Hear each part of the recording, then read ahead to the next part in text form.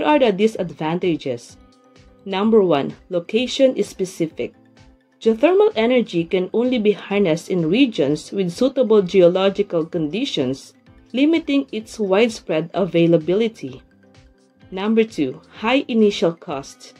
The upfront capital cost of developing geothermal power plants, including drilling and infrastructure, can be substantial, making it less attractive option in some regions.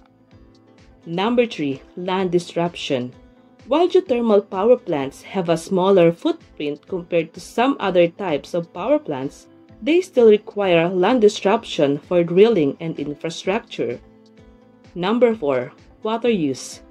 Geothermal power plants often require significant amounts of water for cooling purposes, which can impact local water resources and ecosystems.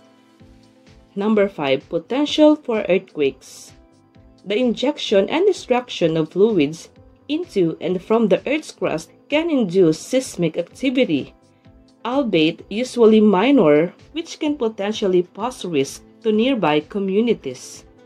Number 6. Hydrogen sulfide emissions. Geothermal power plants can emit hydrogen sulfide gas, which has a strong odor and can be harmful to health in high concentrations.